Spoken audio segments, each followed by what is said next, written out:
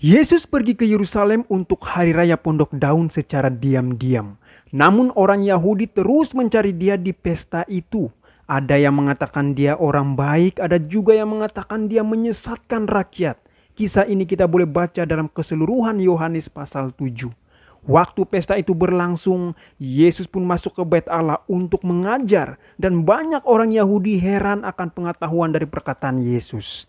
Namun beberapa orang pula banyak menuduh Yesus kerasukan setan, dan beberapa berusaha untuk coba pula menangkap dia, tetapi tidak seorang pun yang berani menyentuh dia.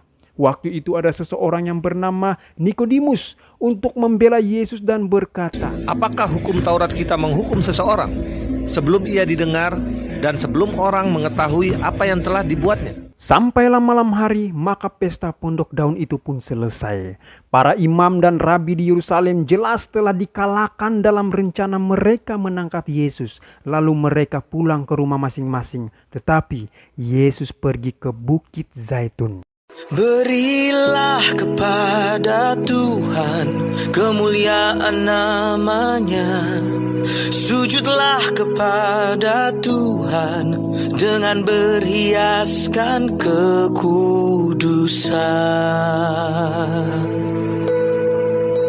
Dari kegemparan dan kekacauan di kota itu, dari kerumunan orang banyak yang gembira dan para rabi yang curang, Yesus pergi ke rumpun pohon zaitun yang tenang, di mana ia dapat menyendiri bersama Allah.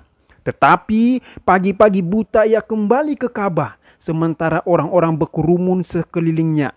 Ia duduk dan mengajar mereka.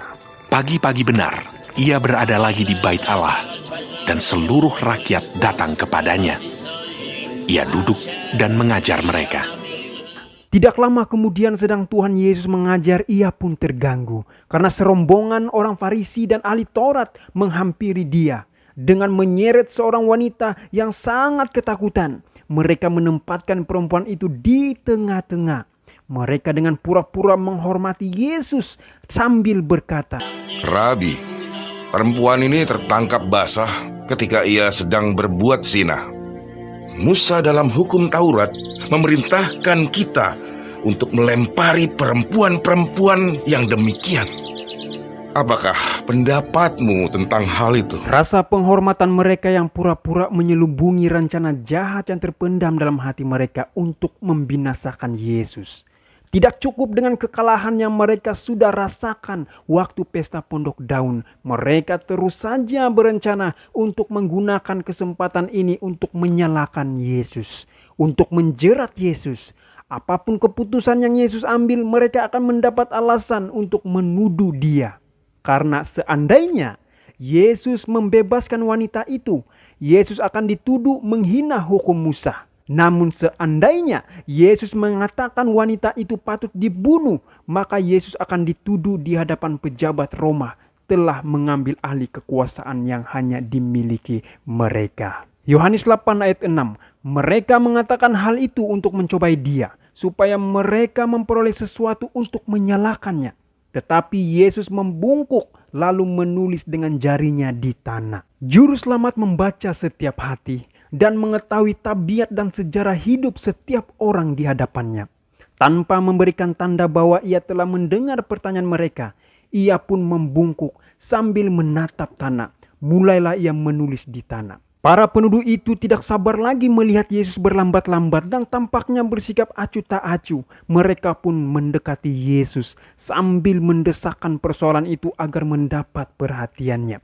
Tetapi ketika mata mereka mengikuti mata Yesus dan tertuju di tempat ia berdiri, mata mereka terarah ke tanah melihat tulisan itu. Seketika itu berubahlah air muka mereka.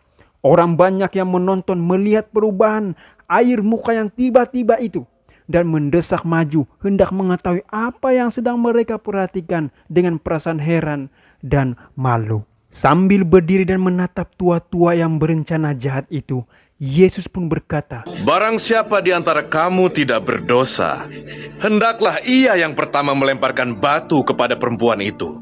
Yesus kembali membungkuk, ia meneruskan menulis ke tanah. Yohanes 8 ayat 9. Tetapi setelah mereka mendengar perkataan itu, Pergilah mereka seorang demi seorang, mulai dari yang tertua.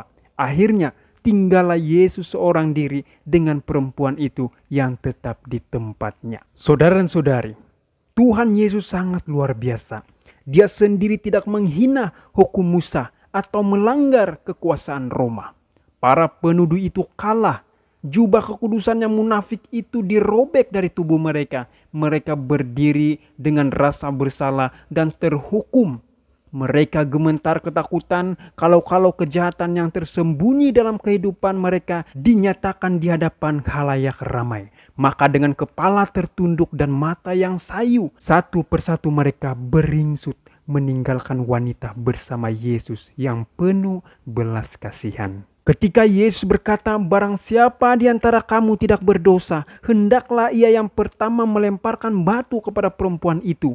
Waktu itu, perempuan itu tidak berani memandang kepada wajah juru selamat, melainkan menunggu nasibnya dengan tenang. Dengan keheranan, ia melihat para penuduhnya meninggalkan tempat itu dalam keadaan bungkam dan bingung serta malu. Kemudian, perempuan itu mendengar satu perkataan harapan yang sampai ke telinganya. Hai perempuan, di manakah mereka? Tidak adakah seorang yang menghukum engkau? Jawabnya, Tidak ada, Tuhan. lalu kata Yesus, Aku pun tidak menghukum engkau. Pergilah, dan jangan berbuat dosa lagi mulai dari sekarang.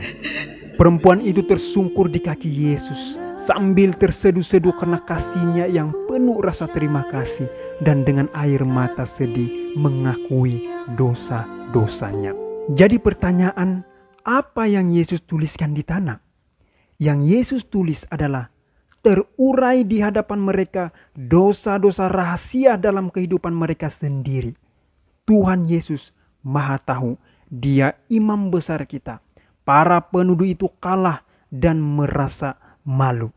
Ingatlah saudara dan saudari, kebanyakan manusia membenci orang berdosa, tetapi mereka mengasihi dosa. Kristus membenci dosa, tetapi mengasihi orang berdosa. Saya ulangi, manusia membenci orang berdosa, tetapi mereka mengasihi dosa. Kristus membenci dosa, tetapi mengasihi orang berdosa. Kisah mengenai perempuan ini adalah suatu mukjizat yang lebih besar daripada menyembuhkan penyakit secara jasmani. Karena Yesus menyembuhkan penyakit rohani yang membawa kepada kematian kekal. Dalam hal ini, Kristus melakukan pekerjaan besar yang untuk apa Dia datang ke dunia, yaitu untuk membawa orang berdosa kepada pertobatan. Bukan untuk dimusnahkan, tapi untuk diselamatkan. Bertemu lagi kita di video berikutnya. Tuhan Yesus memberkati kita semua. Amin.